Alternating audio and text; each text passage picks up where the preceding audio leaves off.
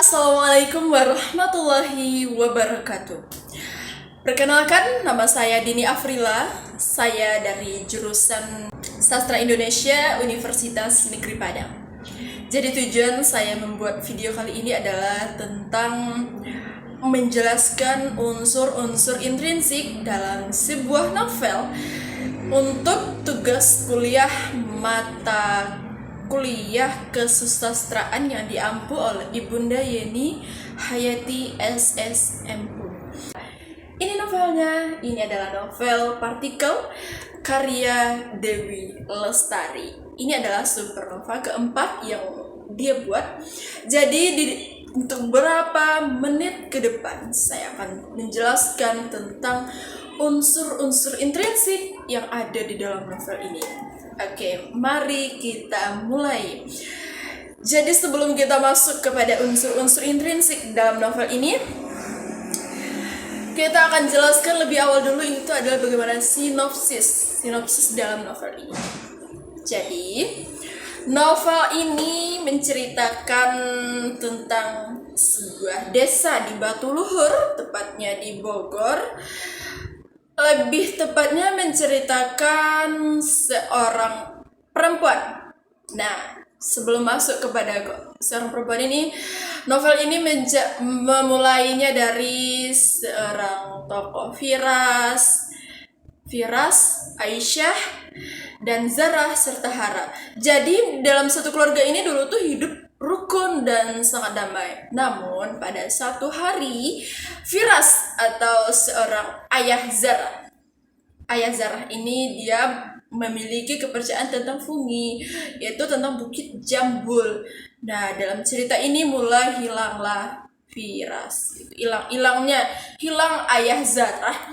Jadi di sanalah mulai menceritakan jalan tokoh seorang perempuan yang bernama Zarah untuk mencari seorang ayahnya.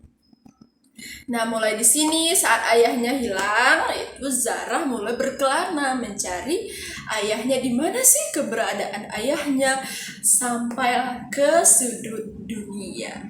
Oke, ini udah jelas ya tentang sinopsisnya. Jadi kita masuk kepada unsur intrinsik. Nah, dia akan menjelaskan hanya 7 unsur intrinsik. Itu yang pertama adalah tema. Tema dari novel ini itu adalah bagaimana menceritakan seorang perempuan yang tangguh, kuat, dan pemberani sampai ke sudut dunia mencari ayahnya. Itu dong, hanya untuk mencari seorang ayahnya yang hilang. Hilangnya ini mulainya dari Batu Luhur, tapi dicarinya sampai ke seluruh dunia. Ya karena hilang ayahnya ini tuh gak jelas gitu. Kalau jelas mati ya, atau meninggal itu jelas kuburannya, dan ini gak jelas. Apakah dia meninggal, apakah dia diculik atau dibunuh, tapi gak jelas. Nah, disinilah mulai nih tokoh Zarah, anaknya dari Firas ini yang hilang ini, berkelana mencari ayahnya. Oke, mengerti tentang temanya? Kita lanjut kepada tentang tokoh dan penokohan. Di dalam cerita ini banyak banget tentang tokoh. Kita harus ceritain satu-satu, itu tokoh utamanya. Nah, tokoh utama dalam novel ini itu adalah Zarah. Zarah ini dia selain orang yang main cantik, pinter, bijaksana banget, kuat, dan pemberani, dan memiliki sifat rasa ingin tahu yang sangat kuat. Pokoknya apa aja tuh yang dia ketahui dikit, dia cari tahu, dia pelajari sampai ke akar-akarnya. Nah, dia juga punya skill tentang fotografi. Hanya bermodalkan dengan fotografi, dia itu sampai keliling dunia nih.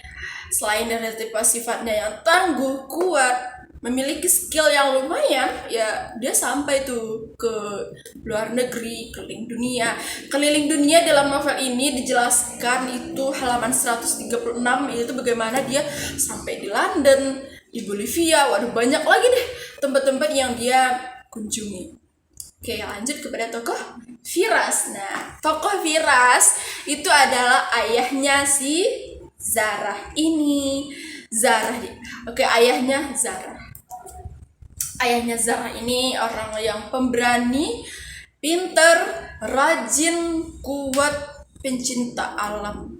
Nah, tapi sayangnya seorang Firas ini atau ayahnya Zarah ini, dia percaya tentang fungi. Dia memiliki kepercayaan tentang fungi yang sangat dalam. Pokoknya dalam novel ini dia sangat menjelaskan bagaimana fungi-fungi itu dia jabarkan satu-satu. Saking dia ambisiusnya terhadap fungi. Terus kita lanjut kepada Aisyah. Nah, Aisyah ini adalah ibunya si Zarah, si tokoh pertama tadi, ibunya Zarah. Dia ini selain cantik, pinter juga. Yang paling utama itu dia religius banget. Dia sangat-sangat memiliki keagamaan yang sangat kuat karena dia ditopang oleh latar belakang. Oke, latar belakangnya nih. Dia Aisyah ini punya abah dan umi. Abahnya ini sama umi ini sangatlah religius juga. Dia juga ikut pengajian. Makanya nih ibu Aisyah ini juga ikut pengajian dia karena emang udah dari lahirnya gitu. Udah dari abah sama uminya dia tuh emang religius. Emang agama itu kuat gitu intinya. Dan abah umi ini anak kandungnya Aisyah. Nah, anak angkatnya itu Firas, suaminya ibu Aisyah ini, ayahnya dari Zarah. Jadi dia tuh bertalian nih ceritanya antara Firas sama Aisyah nikah, tapi dia itu Firas ini ibu angkatnya sama ayah angkatnya adalah ibu kandungnya Aisyah gitu. Jadi bertalian intinya. Tapi abah dan umi ini intinya religius. Dah lanjut kepada tokoh setelah lanjut abah umi kita lanjut kepada tokoh Koso dan Storm. Koso ini adalah teman kecilnya Zarah. Dia sangat pinter, lumayan, tapi dia punya penyakit juga namanya dialekti apa itu ya. Intinya dia punya penyakit. Terus Storm ini bukan Storm. Koso dia seorang olahragawan. Dia sangat pinter dalam olahraga. Jadi selain dia pemberani, dia juga pinter nih. Temannya Zarah si Koso dalam cerita ini. Terus lanjut kepada tokoh Storm. Storm ini adalah dia pacar pertamanya Zarah. Nah, dari sini nih antara tokoh Koso dan Storm di sini terjadinya pengkhianatan ya karena mereka ini selingkuh. Storm dan Koso teman kecilnya Zarah selingkuh di London. Terus mereka ini selingkuh dan ketahuan lah sama Zarah gitu ya. Intinya Koso dan Storm ini adalah pengkhianat banget. Lanjut kepada tokoh tambahan, itu ada Zaj, Paul, dan ada juga Zaj sama Paul ini adalah orang yang mengiringi perjalanan Zarah sampai ke London gitu. Dialah yang karena skillnya Zarah punya fotografer atau fotografi tadi kan, dia sampai dibawa sama Paul ke London hanya dengan bermodalkan ilmu fotografi. Nah, kita lanjut berlatar waktu di sini tuh ada pagi, sore, malam. Kalau di dalam cerita ini kita ambil satu kutipan ya. Itu malam. Kalau malam itu ayah Zarah ini selalu mengantarkan tidur Zarah dengan buku pengantar tidur. Itu buku-buku ilmiah, bukan buku-buku kayak kita yang biasa. Buku ilmiah tentang bagaimana alam, bagaimana fungi, ya itu tuh buku pengantar tidur setiap malam selalu dibacakan oleh ayahnya. Itu hanya satu kutipan. Terus latar tempat nih. Nah, latar tempat di sini sangat banyak. Sebenarnya ada 5 latar tempat.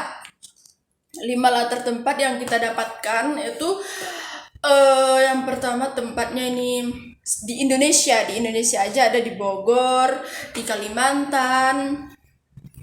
Terus juga tempatnya ada di kebun, di rumah, di tempat lesnya, di sekolahnya gitu. Latar tempat yang kedua itu ada di London, di Bolivia itu karena ya Zarahnya udah kesana gitu kan. Terus latar suasana nih. Latar suasana di sini ada sedih, menyenangkan, menegangkan. Yang menyenangkannya ini Zarah ketemu temannya nih, ketemu Koso. Ya, itu menyenangkan bagi dia di dalam novel ini. Ini hanya satu kutipan, yaitu kalau yang menyenangkan itu dia ketemu Koso gitu kan. Terus yang menegangkannya itu ada saat Zarah dimarahi oleh abah sama uminya. Itu sangat menegangkan banget dalam cerita ini, karena si Zarah ini tidak percaya akan Allah Subhanahu wa taala. Terus ada tentang latar di sana juga itu ada yang menegangkan. Itu saat Zarah mempotret seekor singa, itu sangat menegangkan. Terus ada juga nih tentang sedih nih. Suasana sedihnya itu saat kak adiknya meninggal, terus adik-adiknya meninggal. Terus dalam cerita ini saat dia pacarnya Strom selingkuh dengan Koso, itu benar-benar suasana menyedihkan bagi Zarah. Terus kita lanjut kepada alur. Alur dalam cerita ini sama maju mundur, itu campuran. Bisa nih rekomendasi untuk siapa yang ingin baca, boleh lihat kalau di dalam cerita ini memang campuran isinya, alurnya. Terus kita masuk kepada sudut pandang. Nah, di sudut pandang ini ada aku dan si dia. Itu adalah sudut pandang orang pertama dan sudut pandang orang ketiga dalam cerita ini, dalam novel Partikel. Terus lanjut kepada gaya bahasa. Ini ada unsur intrinsik yang keenam nih, gaya bahasa. Gaya bahasa di dalam novel ini itu sangat sederhana, tapi mempunyai nilai intelektual yang sangat tinggi. Karena dalam novel ini tidak hanya menggunakan satu bahasa nih. Ada di dalam novel ini ada dua bahasa, itu ada bahasa Indonesia dan juga ada bahasa Inggris. Tapi di dalam novel ini kita akan menemukan banyak tentang ilmiah, tentang bagaimana, tentang alam gitu, tentang fungi. Itu sangat banyak kita temukan. Dengan membaca buku ini kita dapat tentang ilmu-ilmu baru deh, tentang alam, tentang perilmiahan intinya dalam buku ini. Terus lanjut kepada unsur intrinsik ketujuh. Nah, yang ketujuh ini akan saya jelaskan tentang amanat yang akan saya sampaikan untuk novel ini. Intinya apa yang ingin kita capai, apa yang ingin kita usahakan, yang benar-benar ingin kita capai nih. Intinya jangan nyerah aja, semangat terus. Intinya semangat itu jangan pernah putus di satu titik yang sulit gitu. Misalnya satu titik ini sulit, yaudah kita cari titik yang lain yang untuk menyampaikan kita kepada tujuan kita. Intinya tetap semangat, jangan menyerah. Novel ini tuh sangat menggambarkan jangan pernah putus asa atas apa yang terjadi, jalanin aja, pasti ada jalan keluarnya. Itu aja. Oke, assalamualaikum warahmatullahi wabarakatuh.